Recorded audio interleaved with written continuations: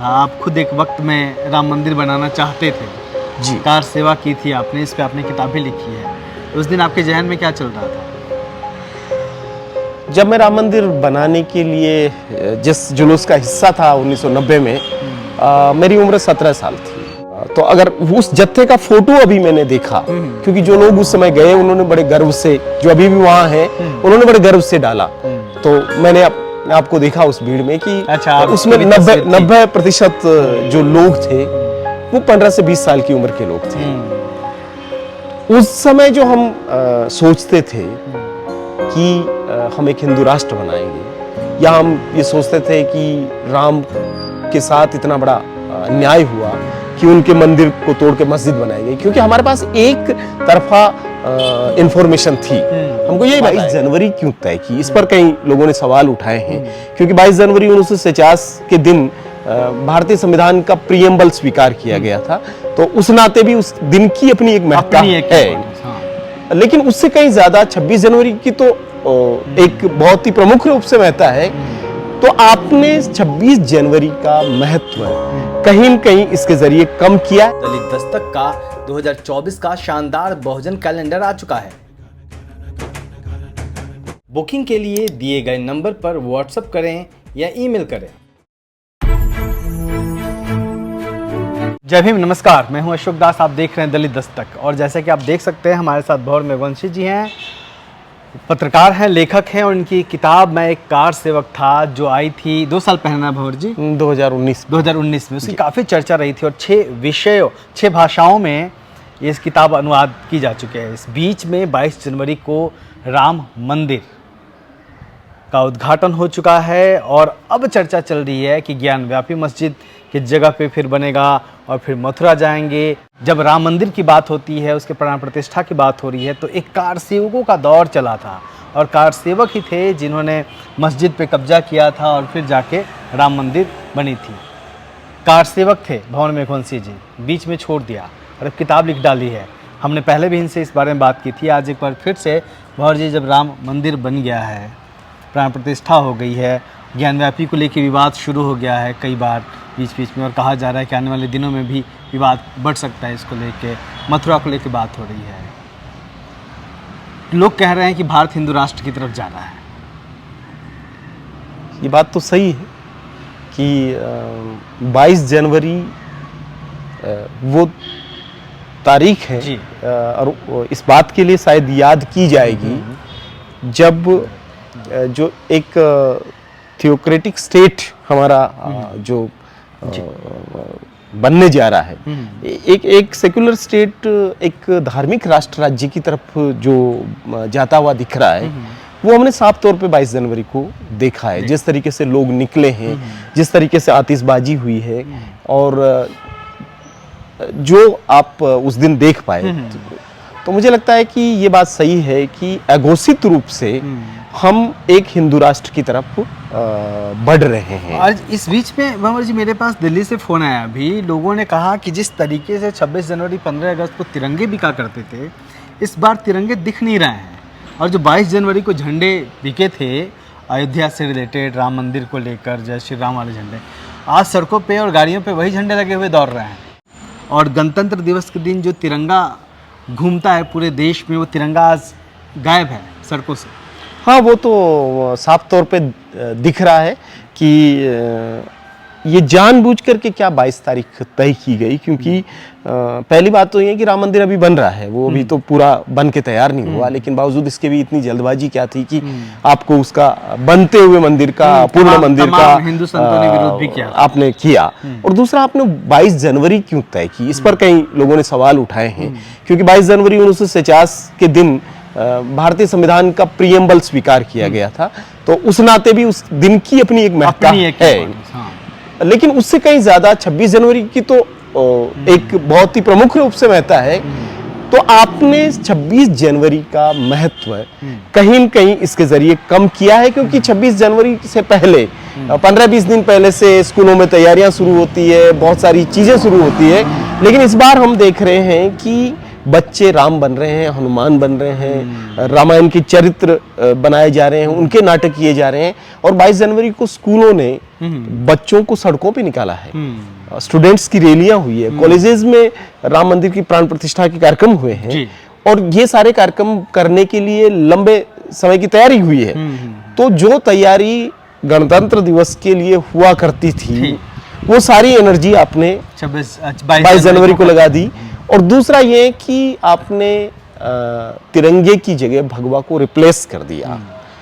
जो झंडा घर पे लगा भगवा या गाड़ी पे लगा, उसको उतार करके कोई तिरंगा नहीं लगाएगा। हाँ, ये हो सकता है कि घरों पर उसके साथ एक और तिरंगा लग जाए, लेकिन क्या कुछ साल बाद ऐसे नहीं हो सकता है कि जब तिरंगा लगे ही ना?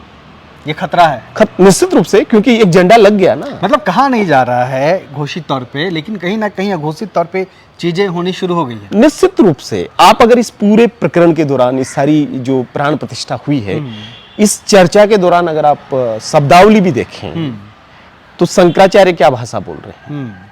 उनकी भाषा में आपको लगेगा कि वर्ण व्यवस्था का कहीं कहीं पुट नजर आता है, कि क्यों कोई जाकर के वैदिक ब्राह्मण के बगैर कोई दूसरा क्यों छुएगा मूर्ति को जाकर के। प्रधानमंत्री नरेंद्र मोदी को वो छुएंगे तो क्या हम ताली बजाएंगे? तो आप अघोषित रूप से कह रहे हैं कि एक जो ओबीसी का तेली कम्युनिटी का वो जो आदमी है प्रधानमंत्री, उसको वो गर्भगृह में जाके, खुद मोदी चूंकि इतने मजबूत स्थिति में है, तो खुले तौर पे तो कोई नहीं कह सका, लेकिन इशारों में बात कर दी।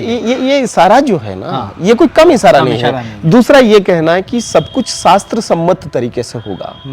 एक संविधान का दिन आ रहा है, जिस दिन लागू हुआ संविधान, उससे पहले शास्त्रों की बात कर रहे हैं, स्मृतियों की बात कर रहे हैं, संहिताओं की बात कर रहे हैं, अब वेदों की बात कर रहे हैं। 121 वैदिक ब्राह्मण आकर के वहां पर ये सब चीजें की, उसकी बात कर रहे हैं।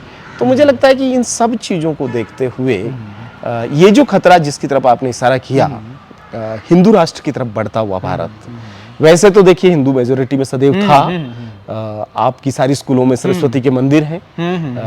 कोई भी सरकारी कहीं ना कहीं गुंजाइश जो बची हुई थी सेकुलरिज्म की, उस गुंजाइश को भी खत्म करने की कोशिश की जा रही है। हाँ, मुझे लगता है कि पहले भी प्रैक्टिस में बहुत कुछ था, लेकिन अब बहुत घोषित रूप से, मैंने वही कहा, प्रमुख तरीके से, बिना किसी लाग लपेट के ये कहा जा रहा है। आप राम मंदिर के जो पोस्टर आए हैं, उसमें एक और लाइन पे भी गौर कीजिए। हर जो स्वागत का पोस्टर लोगों ने बनाया, उसमें ये जरूर लिखा कि राज तिलक की करो तैयारी, आ रहे हैं भगवाधारी। तो ये अभी और कौन सा राज तिलक करना? आप स्टेटों में बैठे हैं, आप देश पर आपका कब्जा है, आने वाले चुनाव की बात हो, लेकिन उसके बावजूद आप भगवाधारी की हिंदू की भी बात नहीं हो। सबसे बड़ी बात अशोक जी ये है कि राज तिलक क्या है? एक लोकतंत्र में राज तिलक क्या होता है? एक वैज्ञानिक सोच के समाज में प्राण प्रतिष्ठा मूर्ति में क्या होती है? संविधान है जी, उसमें राज तिलक का कोई मतलब नहीं है। नहीं, और जिस तरह की वैज्ञानिक चीजें हो रही हैं, वो भी क्या है? मतलब कोई अगर ये सवाल उठा ले, उठाया कुछ लोगों ने और उनको बड़ा ट्रोल किया गया कि भाई आप एक पत्थर की मूर्ति में प्राण कैसे डालेंगे? तो ये तो सदियों से सवाल उठाया ना लोगों ने, पूरी श्रमण संस्कृति ने ये सवाल उठाए, लेकिन उनको किसी ने नहीं मारा। आज तो 295 पे लगाया जाएगा, आज मारा जाएगा। तो मुझे लगता है कि ये जिस तरह के हिंदू राष्ट्र की तरफ हम बढ़ रहे हैं, एक खतरनाक स्थिति है, और लोकतंत्र को और संविधान को सीधा थ्रेट है, और संविधान को खत्म किए बगैर खत्म किया जा रहा है। मतलब वो कागज रहेगा, वो एक किताब रहेगी, और उसको चूमा जाएगा, उसकी पूजा की जाएगी, लेकिन उसका इस्तेमाल नहीं किया जाएगा, उसको लागू नहीं किया जाएगा। तो ये जो सिचुएशन है, ये सिचुएशन मुझे लगता है कि ये बहुत ही अलार्मिंग सिचुएशन है। समझ जाना चाहिए। यस, जो संविधान पसंद है, जो समानता के पसंदीदा लोग हैं, उनको समझ जाना चाहिए। जी। आप जब 22 तारीख को आयोजन हो रहा था, आप खुद एक वक्त में राम मंदिर बनाना चाहते थे जी, कार सेवा की थी आपने, इस पे आपने किताब भी लिखी है। उस दिन आपके जहन में क्या चल रहा था? जब मैं राम मंदिर बनाने के लिए जिस जुलूस का हिस्सा था 1990 में, मेरी उम्र 17 साल थी। तो उस समय तो 17 साल भी नहीं थी, मैं 15 साल क्रॉस किया था।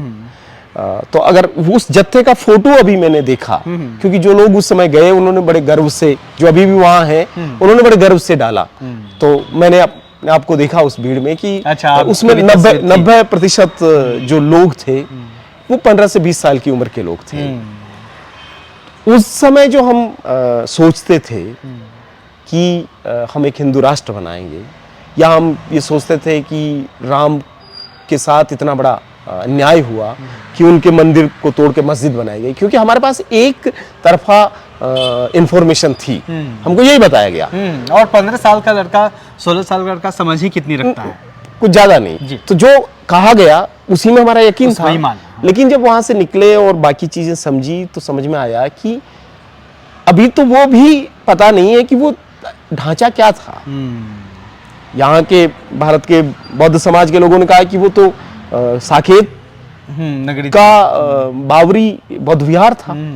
तो लोगों ने, दूसरों ने कहा कि मीरबाकी ने उसको बाबरी के नाम से बनाया, या कुछ और चीजें हुई। निर्मोही अखाड़ा कुछ और कह रहा था, रामानंदी संप्रदाय के लोग कुछ और कह रहे थे, और एक लंबा जो डिस्कोर्स चला। लेकिन 22 तारीख को मैंने ये देखा कि हम तो जो कुछ भी बनाना चाहते हैं, उसके बाद तो मैं तो दूसरी कार सेवा में था नहीं जब बाबरी मस्जिद को तोड़ा गया, और फिर मैं उस पूरे विचार से भी बाहर आ गया। लेकिन अब मैंने उस समय जो हमने किया, तो एक अपराध बोध मेरे अंदर था कि आज जो ये मैं देख रहा हूं, एक दिन मैं इसका हिस्सा था। और अगर ये देश किसी दिन हिंदू राष्ट्र बनेगा तो उसमें मेरी भी गलती शामिल है। भले ही मैं उस उम्र में नहीं था कि मैं बहुत ज्यादा कर पाऊं, लेकिन फिर भी उसमें कुछ न कुछ हिस्सा मेरा भी है। आखिरी 2 सवाल हैं। एक तो आपने कहा कि 16-17 साल की उम्र थी, समझ भी कितनी होती है, एक तरफा इन्फॉर्मेशन आ रही थी। आज भी एक वही खतरनाक दौर चल रहा है, एक तरफा इन्फॉर्मेशन इस उम्र के बच्चों के पास आ रही है, जिनके हाथ में एंड्रॉयड है ना, जो ग्रेजुएशन फर्स्ट ईयर में है, सेकेंड ईयर में है। उनको टीवी पे एक व्यक्ति दिखाई दे रहा है, टीवी पे एक विचार दिखाई दे रहा है, सोशल मीडिया पे एक व्यक्ति एक विचार के लोग दिखाई दे रहे हैं। तो एक तरफा इन्फॉर्मेशन आ रही है, बाकी हर तरह की इन्फॉर्मेशन को रोक दिया गया है कहीं ना कहीं। तो ये स्थिति किसी देश के लिए, देश के युवाओं के लिए, देश के भविष्य के लिए कितना खतरनाक है? मुझे लगता है कि ये केवल युवाओं के लिए नहीं मामला, बल्कि अब जो एक तरफा इन्फॉर्मेशन का जो पूरा प्रवाह है, वो हर उम्र के लोगों को अब वही मिल रहा है। भयानक ये है कि स्कूल के छोटे बच्चों को आप उन किरदारों में ढाल रहे हैं, आप इस सारी चीज का हिस्सा बना रहे हैं, और युवाओं को तो पूरा व्हाट्सएप ने एक तरीके से कब्जा कर लिया है। तो अंत में क्या होगा कि लोग क्या बनना चाहेंगे? अगर आप संविधान के आधार का देश बनाते हैं तो एक वैज्ञानिक सोच बनती है, लोग साइंटिस्ट बनना चाहेंगे, कुछ और चीजें करना चाहेंगे। अभी लोग क्या बनना चाहेंगे? वो हनुमान बनना चाहते हैं। तो ये जो पूरा नरवानर प्रसंग है, मुझे लगता है कि होना ये चाहिए था कि जब आपका एक संविधान बना और आप आगे बढ़ते हैं, तो आपकी चेतना भी ऊपर जाती है और समाज भी ऊपर जाता है। यहाँ तो जस्ट अपोजिट हो रहा है कि आप जहाँ पहुंचे वहां से आप नीचे जा रहे हैं। जब राम मंदिर का शिला पूजन हो रहा था, उस समय भी प्रधानमंत्री नरेंद्र मोदी के साथ सरसंघ चालक थे। जब प्राण प्रतिष्ठा की बात आई, इस वक्त भी प्रधानमंत्री नरेंद्र मोदी के साथ सरसंघ चालक थे। सरसंघ चालक यानी संघ यानी आरएसएस, जो संविधान नहीं मानता, जो देश की आज़ादी को झूठी बताता रहा है, जिसको भारत के तिरंगे से दिक्कत रही है जी, और ये सारी बातें प्रमाणित हैं। उसका इस तरीके से प्रधानमंत्री के साथ आगे बढ़ना और इतने बड़े सार्वजनिक मंच पे एक साथ खड़ा होना बिना ये सोचे कि लोग क्या कहेंगे, ये कितना बड़ा संकेत है। देखिए, पहली बात तो ये है कि एक जो लोकतंत्र है, सब दुनिया का सबसे बड़ा लोकतंत्र होने का जो दावा है हमारा, उसके स्वनामधन्य प्रधानमंत्री को खुद अपने पद की प्रतिष्ठा के अनुरूप वहां जाकर के वहां के पुजारियों के सामने जिस तरीके से वो दंडवत कर रहे थे, वहां से आप बात को अगर ले जाएंगे तो सारे रिचुअल में उनका जो था, और बाद में सरसंघ चालक और कोई चंपत राय और कोई एक महाराज बाबा साधु उनको प्रमाण पत्र बांट रहे हैं कि राजर्षि हैं, तपस्वी हैं, देवता हैं। मुझे तो लगा कि शायद एक आध घंटा और मिलता तो प्रधानमंत्री जी को वो विष्णु का 11वां अवतार उसी दिन घोषित किया जा सकता था। तो ये जो स्थिति है, सरसंघ चालक संवैधानिक सत्ता क्यों बनना चाहिए? वहां पे मौजूद क्यों उसका क्या काम है भाई? अगर ये संगठन अगर ये सरकार का काम था तब तो सरकार का अपना एक प्रोटोकॉल है, और इस देश की राष्ट्रपति भी थी, लेकिन वो उनको बाहर स्त्री नहीं, वो स्त्री थी, आदिवासी थी, तो न शिलान्यास में थी और न ही प्राण प्रतिष्ठा में थी। दूसरा आप ये भी देखेंगे कि मंच पे एक भी महिला नहीं थी। राम मंदिर के पूरे आंदोलन में ऋतंभरा और उमा भारती का बड़ा योगदान रहा, लेकिन आपने मंच के इर्द गिर्द उनको नहीं देखा। हाँ, मीडिया ने कहा कि वो एक दूसरे से मिली, भावुक हुई, रोई या जो कुछ भी हुआ, लेकिन स्त्री के लिए वहां जगह नहीं थी। वहां एक साधु को बिठा लिया, एक सरसंघ चालक को बिठा लिया, एक प्रधानमंत्री जी बैठ गए, एक और कोई आ गया। तो मुझे लगता है कि ये जो कंपोजिशन है, ये क्या है भाई? तो ये जो हो रहा है, अंत में आप क्या राष्ट्रपति भवन से चीजें लेंगे या नागपुर के केशव भवन से आपको सारी चीजें मिलेंगी? ये बड़ा सवाल। तो ये एक बड़ा सवाल है, और इस पे अभी आने वाले दिनों में निश्चित तौर पे और बहस होनी बाकी है और चर्चा होनी बाकी है। लेकिन जिस तरीके से आज भारत की सड़कों पे तिरंगे की जगह 22 तारीख के झंडे लहराते हुए मिले, वो अपने आप में एक चिंता का विषय है। और हर किसी को जो अमन पसंद व्यक्ति है, लोकतंत्र में यकीन रखना वाला व्यक्ति है, चाहता है कि देश में संविधान रहे, उसके लिए ये खतरे की घंटी है कहीं ना कहीं। शुक्रिया, देखते रहिए दलित दस्तक। जय हिंद।